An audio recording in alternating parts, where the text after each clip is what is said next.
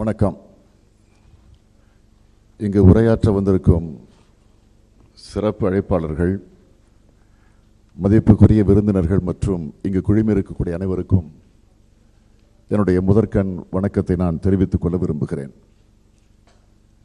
இன்று தலைநகர் சென்னையில் ஆக்கப்பூர்வமான அறிவு சார்ந்த கருத்தரங்கில் பங்கெடுத்து இந்த மேடையில் வந்திருப்பதில் நான் உள்ளபடியே மகிழ்ச்சி அடைகிறேன். இது போன்றதொரு கருத்தரங்கை இங்கு நடத்த முடிவு செய்த இந்தியா டுடே தலைமைக்கு என்னுடைய நன்றியை நான் தெரிவித்துக் கொள்ள விரும்புகிறேன். இதை தென்னிந்தியாவிற்கு மட்டுமல்ல, சங்ககால பெருமையோடு மிக சிறந்த பண்பாடு மற்றும் கலாச்சாரம் நிறைந்த பூமியாக விளங்கும் கடந்த சில ஆண்டுகளில் பொருளாதார வளர்ச்சியும் பெற்றிருக்கக்கூடிய தமிழகத்திற்கு மிகப்பெரிய அங்கீகாரமாகவே நான் கருதுகிறேன். இந்த பயனுள்ள கருத்தரங்கம் தென்னிந்தியாவின் ஆக்கப்பூர்வமான அரசியல் தளத்திற்கு ஒரு பேருதவியாக இருக்கும் என்று நான் நிச்சயமாக நம்புகிறேன். இப்படி ஒரு சிறப்பு வாய்ந்த இந்த கருத்தரங்கில் எனக்கு உரையாற்ற கொடுக்கப்பட்டிருக்கக்கூடிய தலைப்பு வளர்ச்சியா இலவசமா? இது தமிழகத்திற்கு பொருத்தமானது என்பதாகும். இந்த தலைப்பு தேர்வு செய்யப்பட்டதற்கு இலவசம் பற்றி நடக்கக்கூடிய திட்டமிடப்பட்ட இருட்டடிப்பு பிரச்சாரமே காரணமாக இருக்க முடியும் என்று நான் நம்புகிறேன். குறிப்பாக அரை நூற்றாண்டுக்கு மேலாக தமிழகத்தை ஆளும் திராவிட இயக்கம் இலவசங்களை வைத்து அரசியல் செய்து வருகின்றன என்ற ஒரு பிரச்சாரத்தின் அடிப்படையில் இது போன்ற தலைப்பு கொடுக்கப்பட்டிருக்கிறதோ என்று நான் எண்ணுகிறேன். திராவிட இயக்கங்கள் வளர்ச்சி மற்றும் பொருளாதார முன்னேற்றத்திற்காக என்ன மாதிரியான தத்துவமிக்க முறைகளை கையாண்டார்கள் என்பதை எடுத்துரைக்க கிடைத்த வாய்ப்பாகவே நான் இந்த மேடையை பார்க்கிறேன்.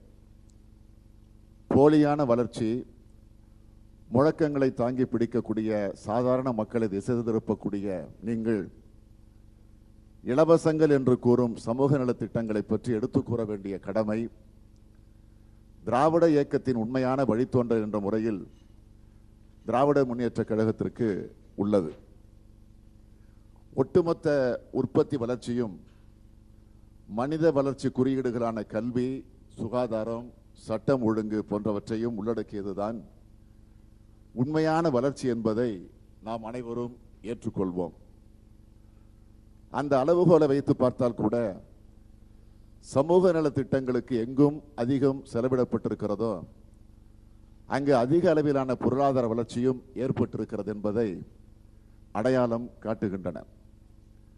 இது ஏதோ நாட்டில் அல்ல, உலக நாடுகள் அனைத்திலுமே இந்த நிலை நிலவுகிறது என்பதை நீங்கள் எல்லாம் உணர்ந்திருப்பீர்கள். உதாரணத்திற்கு சுட்டிக்காட்ட வேண்டும் என்று சொன்னால், ஸ்கண்டினேவியன் நாடுகளில் ஒருபுறம் மனிதவள மேம்பாடு மற்றும் பொருளாதார வளர்ச்சிக்கும் அதிகமாகவும், இன்னொரு புறம் சமூக நலத்திட்டங்களுக்கு அதிகமாகவும் செலவிடப்படுகிறது. ஒரே நாட்டிற்குள் உள்ள மாநிலங்களை எடுத்துக்கொண்டு ஒப்பிட்டு பார்த்தால் கலிபோர்னியாவில் இந்த நிலை இருக்கிறது. ஒட்டுமொத்த வளர்ச்சி, தனிநபர் வருமானம், கல்வி மற்றும் சுகாதாரத்திற்கான அளவீடுகள், சமூக ஒற்றுமை, சட்டம் ஒழுங்கு ஆகியவற்றை வளர்ச்சி மற்றும் முன்னேற்றத்திற்கான அளவுகோலாக எடுத்துக்கொண்டால் நாட்டில் உள்ள மாநிலங்களில் முதன்மையாக தமிழகமே பல நேரங்களில் இருக்கின்றது என்பதை நான் இங்கு பெருமையாக சொல்லிக்கொள்ள விரும்புகிறேன். இந்த நேரத்தில் நமது திராவிட இயக்கத்தின் கொள்கைகளில் ஒன்றான சமத்துவ கொள்கையின் அடிப்படையில் சமூக பொருளாதார ஏற்றத்தாழ்வு இல்லாத சமூகத்தை உருவாக்க நாம் முயன்று வருகிறோம் என்பதை நீங்கள் உணர்ந்து கொள்ள வேண்டும். சமூகத்தில் உள்ள அனைத்து தரப்பு மனிதர்களும் பயன்பெறவில்லை என்றால் எந்த வளர்ச்சி திட்டமும் முழுமை பெறாது என்று உணர்ந்த காரணத்தினால்தான் சமூக பொருளாதார அரசியல் பார்வைகளோடு கொள்கைகள் வகுக்கப்படுகிறது. அதைத்தான் நமது அரசியல் சட்டத்தின் முகப்புரையும் பிரியாம்பிள் கூறுகிறது.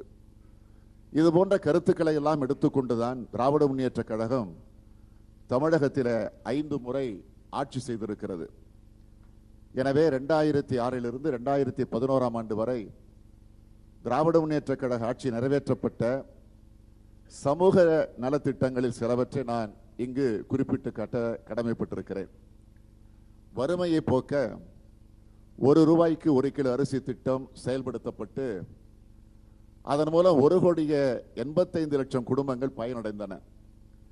இதன் விளைவாக வறுமை கோட்டிற்கு கீழ் இருந்த மக்களின் பசியை போக்கி ஏழ்மை நிலைமை விரட்டப்பட்டது. 22,40,739 விவசாய குடும்பங்களுக்கு 7,000 கோடி ரூபாய் கூட்டுறவு கடன் தள்ளுபடி செய்தோம். இதனால் விவசாயிகள் தற்கொலை எண்ணிக்கை பெரிதும் குறைந்தது. ஏழை கர்ப்பிணி பெண்களுக்கு தலா 6,000 ரூபாய் வீதம் 20,11,517 ஏழை மகளிருக்கு நிதி உதவி அளித்தோம். உயிர்காக்கும் உயிர் சிகிச்சைக்கான காப்பீட்டு திட்டம் வாயிலாக 2,70,665 ஏழை மக்களுக்கு உயிர் காக்கும் அறுவை சிகிச்சைகள் செய்திருக்கிறோம். இதே காலகட்டத்திலே தான் தமிழகத்தினுடைய முதலீடுகள் 3.48% என உயர்ந்தது. இதன் காரணமாக 46,091 கோடி ரூபாய் முதலீடுகள் பெறப்பட்டன. 7 லட்சத்திற்கும் மேற்பட்ட இளைஞர்களுக்கு அரசு மற்றும் தனியார் நிறுவனங்களில் வேலை வழங்கப்பட்டது. வரலாற்று சிறப்புமிக்க வகையில் மாநிலத்திற்குள் பரவக்கூடிய நதிகளை இணைக்கக்கூடிய திட்டங்கள் உருவாக்கப்பட்டன. குறிப்பாக தாமிரபரணி கருமேனியாறு நம்பியாறு இணைப்பு திட்டம், காவேரி குண்டாறு இணைப்பு திட்டம் உருவாக்கப்பட்டது. மெட்ரோ ரயில் கொண்டு வரப்பட்டது. கடல் நீரை குடிநீராக்கக்கூடிய திட்டம் நிறைவேற்றப்பட்டது. ஒகனேக்கல் கூட்டு குடிநீர் திட்டம் போன்ற மெகா கூட்டு குடிநீர் திட்டங்கள் நிறைவேற்றப்பட்டன. மகளிருக்கு பொருளாதார அதிகாரம் கொடுக்க வேண்டும் என்பதற்காக 4,41,311 மகளிர் சுய உதவி குழுக்களை உருவாக்கி அந்த குழுக்களுக்கு 6,342 கோடி ரூபாய் கடன் வழங்கினோம். மாணவர்களின் அறிவு பசியை போக்க 171 கோடி ரூபாய் மதிப்பீட்டில் உலக தரத்தில் பேரறிஞர் அண்ணா நூற்றாண்டு நூலகத்தை அமைத்தோம். இவையெல்லாம் வளர்ச்சி திட்டங்கள் இல்லை என்றால் எதற்காக ஆக்ஸ்போர்ட் அனாலிட்டிகா என்ற உலக நிறுவனம் இந்தியாவில் உள்ள மாநிலங்களில் தொழில் தொடங்க மிக சிறந்த இடம் தமிழ்நாடு என்று அன்று கூறியது. ஆனால் குறை சொல்வோர், குற்றஞ்சாட்டுவோர், முட்டையிலிருந்து கோழி வந்ததா அல்லது கோழியிலிருந்து முட்டை வந்ததா என்ற விவாதத்தை முன்னிறுத்தி வாதிட்டுக் கொண்டிருக்கிறார்கள். அதனால்தான் இலவசம் என்ற விமர்சன போர்வையில் ஒரு அரசின் சிறப்பான வளர்ச்சி திட்டங்களை மூடி மறைக்கப்படக்கூடிய நிலை உருவாகி விடுகிறது என்பதை இந்த மேடையில் நான் வருத்தத்தோடு கூறிக்கொள்ள விரும்புகிறேன். என்னை பொறுத்தவரை ஒரு மாநில வளர்ச்சிக்கும் நாட்டு வளர்ச்சிக்கும் கோழியும் தேவை, முட்டையும் தேவை என்பதுதான். அல்லது பொருளாதார வளர்ச்சியும் தேவை, சமூக நல திட்டங்களும் தேவை என்பதை மறுத்துவிட முடியாது. அதுதான் நாட்டு வளர்ச்சிக்கு வழிகாட்டும் மிக முக்கியமான கலங்கரை விளக்கம் என்று நான் கருதுகிறேன். இது ஒரு புறம் இருக்க, திராவிட இயக்கத்தை பொறுத்தவரை பொருளாதார வளர்ச்சிக்கு அஸ்திவாரமாக 2 முக்கிய அடிப்படை கொள்கைகளை பார்க்கிறது. அதில் ஒன்று சமத்துவம், இன்னொன்று சமூக நல்லிணக்கம். மாநிலத்தின் வளர்ச்சியை இந்த 2ஐயும் தவிர்த்துவிட்டு பார்க்க முடியாது. ஏனென்றால் சமூக நலத்திட்டங்களுக்கு என்னதான் செலவு செய்தாலும் சமத்துவமும் சமூக நல்லிணக்கமும் சீர்குலையும் என்றால் வளர்ச்சியை நோக்கி செய்யப்படக்கூடிய எந்த செலவினங்களால் எதுவும் பலன் இருக்காது என்பதுதான் வரலாறு நமக்கு கற்றுக் கொடுத்திருக்கக்கூடிய பாடம் என்பதை நான் இங்கே சுட்டிக்காட்ட விரும்புகிறேன். பேரறிஞர் அண்ணா தலைமையில் அமைந்த திராவிட முன்னேற்ற கழகத்திற்கும் இன்று தலைவர் கலைஞர் அவர்களால் வழிநடத்தப்படக்கூடிய திராவிட முன்னேற்ற கழகத்திற்கும் பாட்டனார் யார் என்று நீங்கள் கேட்டால் நீதி கட்சி என்றுதான் நான் அழுத்த நிறுத்தமாக சொல்வேன். 100 ஆண்டு கண்ட திராவிட இயக்கம் சமத்துவம் சமூக நல்லிணக்க கொள்கையிலிருந்து என்றைக்கும் விலகியதில்லை. ஏன், இந்த 2 கொள்கைகளையும் இயற்கை நீதியின் அங்கங்களாகவும் பொருளாதார வளர்ச்சிக்கு அத்தியாவசிய தேவையாகவும் கருதி திராவிட இயக்கமும் சரி, அந்த வழியில் செயல்படக்கூடிய திராவிட முன்னேற்றக் கழகமும் சரி செயல்பட்டு கொண்டிருக்கிறது. இந்த உண்மை நிலையை ஊடகங்கள் புரிந்து கொள்ளவில்லையோ என்று நான் அஞ்சுகிறேன். அதனால்தான் இலவசமா வளர்ச்சியா, எது தமிழகத்திற்கு உதவும் என்று தலைப்பு ஒன்று இன்றைய கூட்டத்தில் விவாதிக்கப்படும் கூடிய சூழல் உருவாகி இருக்கிறது. நான் இப்படி பேசுவதால் திமுக இலவசத்தை மட்டுமே ஆதரிக்கிறது என்ற அர்த்தமா? நிச்சயமாக இல்லை என்றே சொல்வேன். இலவசத்தை நாம் வீண் செலவு என்று நினைக்கிறோமா அல்லது அர்த்தமுள்ள முதலீடு என்று கருதுகிறோமா என்பதுதான் முக்கியம். அந்த வகையில் நான் இங்கே சில உதாரணங்களை இந்த அறிவுசார் மக்கள் கூடியிருக்கக்கூடிய அரங்கத்தில் நான் எடுத்து வைக்க விரும்புகிறேன். மதிய உணவிற்காக செலவிடுவது வருங்கால தலைமுறையின் ஆரோக்கியத்திற்கு வித்திடும் அர்த்தமுள்ள முதலீடு. பெருந்தலைவர் காமராஜர் அவர்கள் துவக்கி வைக்கப்பட்ட மதிய உணவு திட்டம் மறைந்த முதலமைச்சர் எம்ஜிஆர் அவர்களால் விரிவுபடுத்தப்பட்டது. பின்னர் தலைவர் கலைஞர் அவர்கள் இந்த திட்டத்தை உண்மையிலேயே ஊட்டச்சத்து மிக்க திட்டமாக மாற்றினார். ஆரோக்கியமான உடல்நலத்தோடு ஒரு தலைமுறை உருவாக்குவது அர்த்தமுள்ள முதலீடுகள் தானே. அதேபோல் முதியோர் உதவி திட்டம், விதவைகள் மறுவாழ்வு திட்டம் எல்லாமே வறுமையின் பிடியில் சிக்கிவிடாமல் முதியோரை, ஏழை எளியோரை காப்பாற்றும் அர்த்தமுள்ள முதலீடுகள் தானே. அறிவு வளர்ச்சிக்கும் பொது அறிவு பெறவும் வீடுதோறும் தொலைக்காட்சி பெட்டிகளை கழக அரசின் சார்பில் வழங்கினோம். அதுவும் அர்த்தமுள்ள முதலீடுகள் தானே. அந்த திட்டங்களுக்கான டெண்டர்களை எல்லாம் கூட அனைத்து கட்சிகள் குழு அமைத்து வெளிப்படையாகவே முடிவு செய்தோம். இந்தியாவிலேயே எதிர்க்கட்சிகளும் அமர்ந்து அரசு டெண்டரை முடிவு செய்யக்கூடிய அளவிற்கு ஒரு அரசு நிர்வாகத்தின் வெளிப்படைத்தன்மையை திமுக ஆட்சி ஏற்படுத்தியது. அறிவு வளர்ச்சிக்கும் வெளிப்படையான நிர்வாகத்திற்கும் ஒரு முதலீடு உதவும் என்றால் அந்த அர்த்தமுள்ள முதலீடு தான். அரசு திட்டங்களை நிறைவேற்றுவதில் வெளிப்படைத்தன்மை, மக்களுக்கு தரமான சேவை வழங்கக்கூடிய திராவிட முன்னேற்றக் கழகத்தின் பிரயோஜக நிர்வாக ஸ்டைல் என்பதை இந்த இடத்தில் நான் துணிச்சலோடு சொல்ல முடியும். பொது விநியோக திட்டம் தமிழகத்தில் உள்ள அனைவருக்கும் சென்றடைந்தது. பட்டினிச்சாவுகளை ஒழித்து, அதை பற்றி நான் முன்பே குறிப்பிட்டேன். தமிழகத்தினுடைய பொது விநியோக திட்டம் மற்ற மாநிலங்களும் கடைபிடிக்க வேண்டிய ஒரு மாடல் என்று உச்சநீதிமன்றமே சொன்னது. இது அர்த்தமுள்ள முதலீடு இல்லையா? ஆகவே ஒரு அரசு மாநிலத்தின் தொழில் வளர்ச்சிக்கும் மக்களின் பொருளாதார வளர்ச்சிக்கும் பாடுபடுவதே பயனுள்ளதாக இருக்கும்.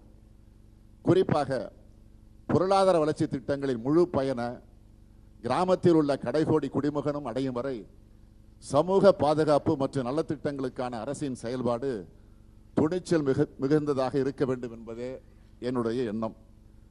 ஆகவே திராவிட முன்னேற்றக் கழகம் அறிவித்த இலவசங்களில் உள்ள வித்தியாசங்களை, அதன் பின்னணியில் உள்ள சமூக பொருளாதார தொடர்பான உன்னத நோக்கங்களை நீங்கள் அறிந்தீர்கள் என்றால் இது போன்ற தலைப்பில் விவாதம் நடத்த வேண்டிய அவசியம் நேர்ந்திருக்காது என்பதே என்னுடைய தாழ்மையான கருத்து. ஏன் இதை சொல்லுகிறேன் என்று சொன்னால், சில இலவசங்கள் நாட்டின் வளர்ச்சிக்கு மிக முக்கியமானதாகவே என்பதற்காகவே இதை நான் சுட்டி காட்டுகிறேன். 2016 சட்டமன்ற தேர்தலுக்கு முன்னால் கூட நான் நேரிலே சென்று தமிழகத்தில் இருக்கக்கூடிய 234 சட்டமன்ற தொகுதி மக்களை நான் சந்தித்தேன். நமக்கு நாமே என்ற அந்த பயணத்தின் மூலமாக விவசாயிகள், வணிகர்கள், தொழில் முனைவோர், தொழிலாளர்கள், இளைஞர்கள், மாணவர்கள், தாய்மார்கள், அடித்தட்டு மக்கள் என அனைவரையும் சந்தித்து நான் பேசினேன். ஒரு சட்டமன்ற தேர்தலுக்கு முன்பு மக்கள் என்ன நினைக்கிறார்கள் என்பதை நேரடியாக அறிந்து அந்த அடிப்படையில் தேர்தல் அறிக்கையை தயாரித்த ஒரே இயக்கம் திராவிட முன்னேற்றக் கழகம். அதன் அடிப்படையில் தான் 2016 வெளிவந்த திமுகவினுடைய தேர்தல் அறிக்கை அமைந்திருந்தது. அந்த தேர்தல் அறிக்கையும் சமூக நல திட்டங்கள், உட்கட்டமைப்பு திட்டங்கள், பொருளாதார வளர்ச்சிக்கு ஏற்ற திட்டங்கள் என்று மக்கள் மத்தியில் அமோகமான ஆதரவை பெற்றது. இன்னும் சொல்ல போனால் 2016 தேர்தல் அறிக்கை வெளிவந்தவுடன் இலவசம் என்று கூறி சில தேர்தல் ஆணையத்திடம் கூட முறையிட்டார்கள். ஆனால் தேர்தல் ஆணையமே தேர்தல் அறிக்கையில் சொல்லப்பட்டவற்றுக்கு தேவையான நிதி குறித்து போதிய விளக்கம் அளிக்கப்பட்டிருக்கிறது என்று கூறியதை தவிர திமுகவின் தேர்தல் அறிக்கையை இலவசம் என்று கூறி விமர்சனம் செய்துவிடவில்லை. தேர்தல் ஆணையத்தின் அங்கீகாரத்தை பெற்றதுதான் 2016 திராவிட முன்னேற்றக் கழகம் வெளியிட்ட தேர்தல் அறிக்கை. ஆகவே வளர்ச்சி திட்டங்களுக்கான திராவிட முன்னேற்றக் கழகத்தின் கோட்பாடு வித்தியாசமானது என்பது மட்டுமல்ல, இலவசம் வேண்டாம் என்று கூறி பெயரளவில் வளர்ச்சி பற்றி பேசும் கட்சிகளின் அணுகுமுறையில் இருந்து அடிப்படையிலேயே மாறுபட்டது என்பதை அழுத்த நிறுத்தமாக நான் இங்கே சுட்டிக்காட்ட விரும்புகிறேன். எங்களது பாட்டனார், அதாவது நீதி கட்சி காலத்திலிருந்து எங்களுடைய கோட்பாடு கல்விக்கு முக்கியத்துவம் கொடுப்பது, பொதுத்துறை மற்றும் தனியார் துறை நிறுவனங்கள் மூலம் ஒன்றுபட்ட பொருளாதார வளர்ச்சியை, மிக்ஸ்டு எக்கனாமிக் டெவலப்மெண்ட் எட்டுவது, தொழில் தொடங்க முனைவோருக்கு முழு சுதந்திரம் அளித்து தொழில் முதலீட்டை ஈர்ப்பது, அரசின் சேவைகளை தரமாகவும் போதுமான அளவில் சிறப்பாகவும் அனைத்து மக்களுக்கும் வழங்குவது, எல்லாவற்றுக்கும் மேலாக பொருளாதார வளர்ச்சி திட்டங்களால் ஏற்படக்கூடிய பக்க விளைவுகளில் இருந்து மக்களை காப்பாற்ற பிரயோகித்த பாதுகாப்பு வளையம், அதாவது சேஃப்டி நெட் உருவாக்குவது போன்ற அனைத்துமே மக்களால் தேர்ந்தெடுக்கப்பட்ட அரசின் கடமை என்று நான் கருதுகிறேன். வளர்ச்சியை நோக்கி மற்ற கட்சிகள் அறிவிக்கும் திட்டங்கள், கொடுக்கக்கூடிய வாக்குறுதிகள் குறித்து நான் விமர்சிப்பது நன்றாக இருக்காது. ஏனென்றால் அவையெல்லாம் திராவிட இயக்கம் போன்ற வரலாற்று பின்னணியை கொண்ட கட்சிகள் அல்ல என்பதால் மட்டுமல்ல, வளர்ச்சி என்று அவர்கள் சொல்வது குழப்பமாகவும் இருக்கிறது. அதே நேரத்தில் அவர்கள் சொல்லுக்கும் செயலுக்கும் சம்பந்தமில்லாமலும் இருக்கிறது என்பதால் தான் அந்த கட்சிகளின் அறிவிப்புகள் குறித்து நான் விமர்சிக்க விரும்பவில்லை.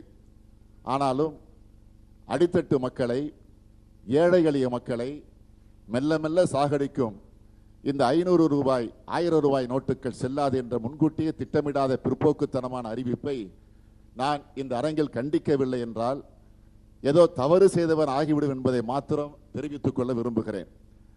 இந்த திட்டத்தை முதலிலே வரவேற்றது திராவிட முன்னேற்றக் கழகம்.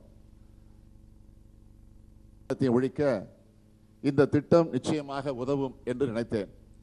ஆனால் மக்கள், குறிப்பாக கிராமப்புற மக்களும் ஏழை எளியவர்களும் தொழிலாளர்களும் இந்த பண மதிப்பிழப்பு நடவடிக்கையால் படக்கூடிய துயரத்தை கண்டு வேதனைப்பட்ட முதல் ஆளும் நான் தான்.